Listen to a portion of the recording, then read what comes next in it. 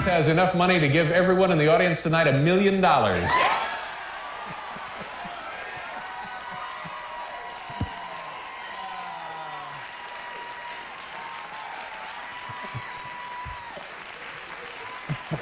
Okay. Okay, we'll see what kind of mood he's in.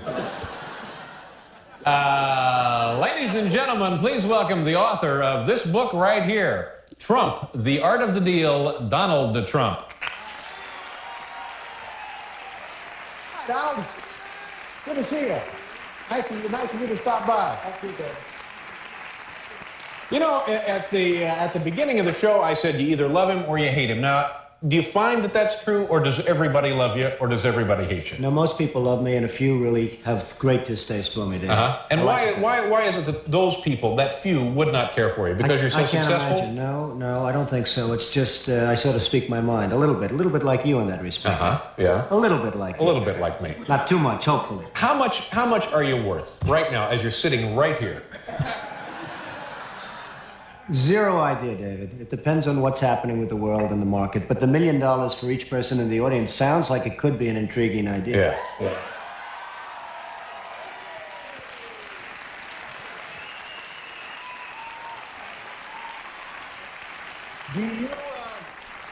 Do you make more money? You own casinos. How many casinos do you own?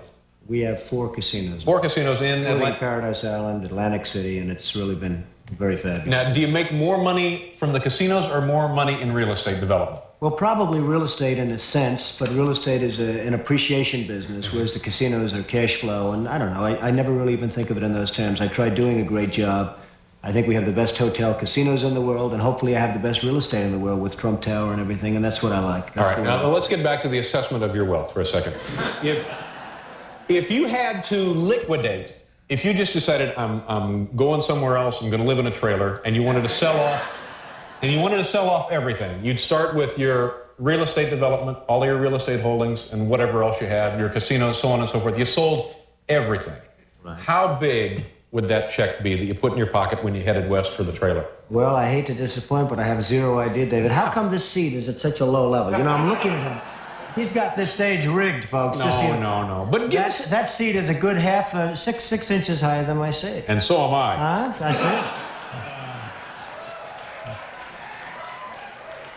But no, I'm serious. I think that this. I'm not going to get you off that subject. No, this is. I think this is the kind of thing that people love to fantasize about, because you are unquestionably one of the most successful men in the country, if not the world, and also one of the wealthiest. So, give us a figure that we might ponder here. You'll never get it out of me, David. You'll never get it out of me. You'll try, but you'll never get it. Let's get something like how we're going to become more successful. Let's talk about that. I read something this afternoon that said in the bank right now you have $500 million in cash. In cash. Is that a fair? Which paper did you read that in? Well, I can't divulge those sources. You have to give me the newspaper. No, just tell me, is that not true, or is that close? Am I nuts here? Well, I don't know. You have to tell me where you got that, David. This is a very unusual interview, folks. You won't put a figure, just an imaginary figure? Never would. $1 billion. You're worth $1 billion? Perhaps. Perhaps. Perhaps. Perhaps. Are we the low side of perhaps or the high side?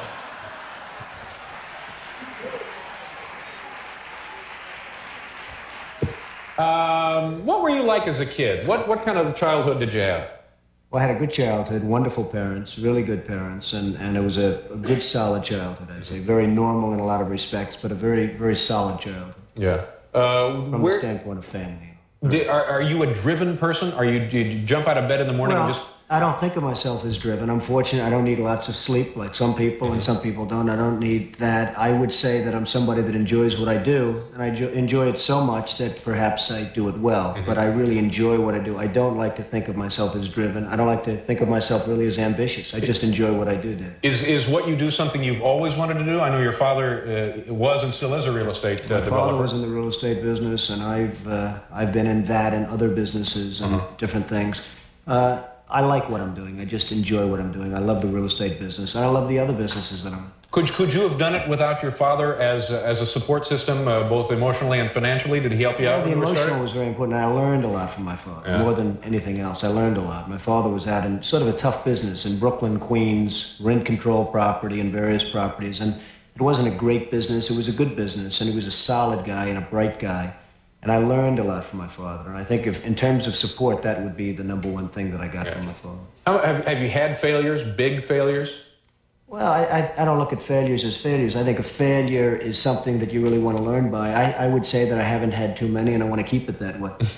I like What's the biggest bath you've taken on a deal? I don't know if I can answer it yet. I mean, let's see what happens. So far, I've been very fortunate. But, I mean, we've all been fortunate. Markets have been going up other than a few weeks Now, did you get hurt in the stock market? Then? Not particularly, but I think everybody gets hurt because when you lose $1 trillion or whatever throughout the world, I suspect everybody's hurt indirectly. I'm in the real estate business. You sell apartments, you sell this, you sell that. Perhaps people don't have as much. Everybody gets hurt by that, David. Let me ask you one more of these silly questions, and I promise after we do the commercial, we'll go on to other topics. Then we're going to get serious, right? Well, I didn't say that. What would it take, what kind of a hit would it take to get your attention where you would maybe need a drink? Where somebody came in and said, Don, we got some bad news. Woo!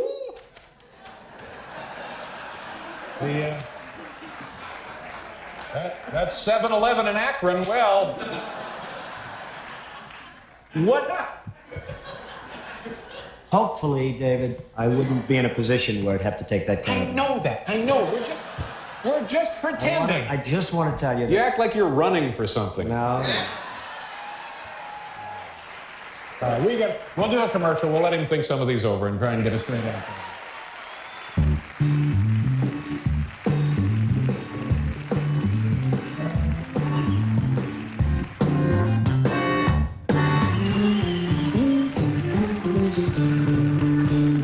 Okay, Donald Trump is here. You're on the cover of the new issue of People magazine. I don't know what I'm beating around the bush here. I don't know why you're being so goofy about this. It says on the cover, you're a billionaire. It does 41. Yeah. If people says it, I would have to believe it. When people say so.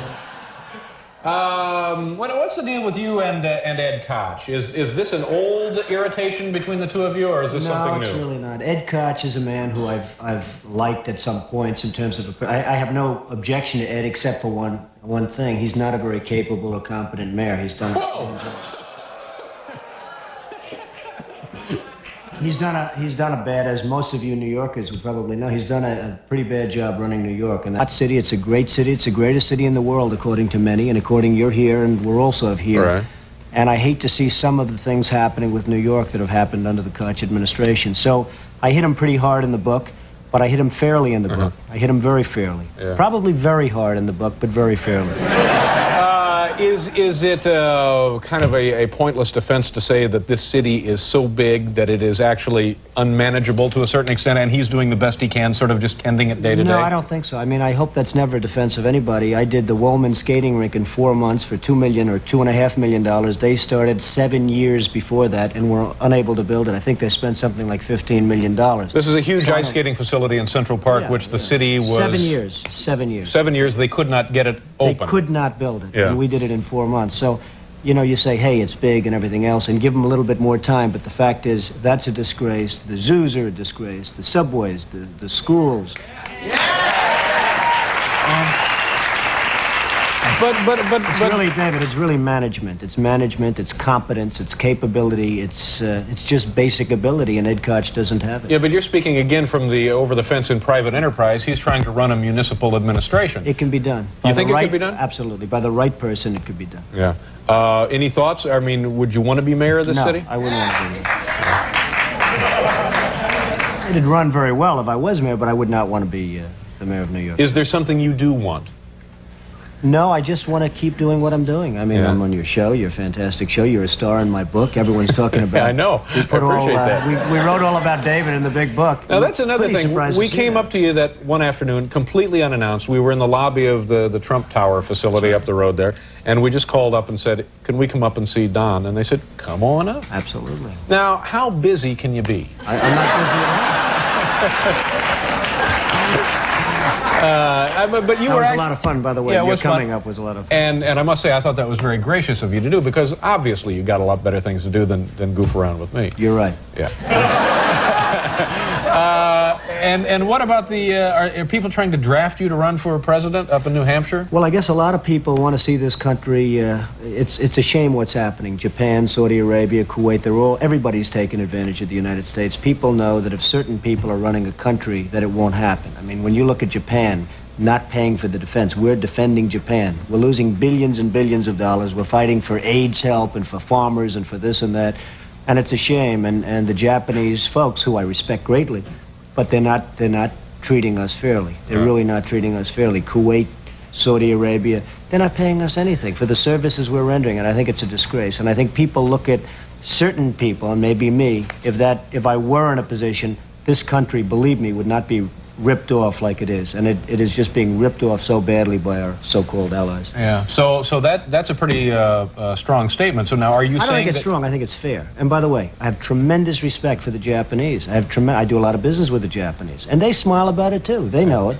The country is losing billions and billions of dollars to Japan, and we can't afford to lose. And it's a shame. But so now, are you saying this by way of indicating that you could do it better, and you do intend to run for president at some point? No, I'm not going to run for president, but I think somebody... Now, in 8 years, if you came back, would you have a different answer? In 4 years, I tend to doubt it. I really tend to doubt it. But I just think that there's so many ways that this country can straighten itself out, and we're not going about those ways. Cutting farm aid is not the appropriate thing. Cutting help for the homeless and help for the poor and welfare...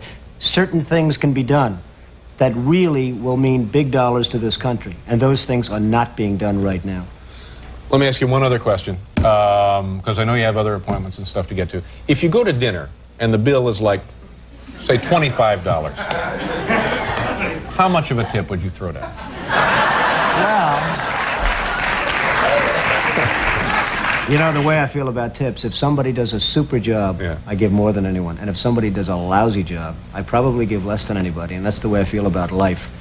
Life should be, you should be rewarded for competence and capability and doing a job and having a smile on your face, maybe, if that's the case. And I'm a pretty good tipper when somebody's good, and I'm a pretty lousy tipper if somebody's not good. So that's the way it is. But, you know, sitting here listening to this stuff, it seems to me you are dying to get to some public platform to superimpose those feelings upon the American awareness. Well, maybe so, but I'm not. I would like to have the feelings known and let somebody else do it, and it can be done. If if the ball's carried correctly, it can be done. Yeah, but if you want something done right, do it yourself. Here is the book. It's Trump, the Art of the Deal, and this is Donald Trump. Donald, thank you very much for coming out.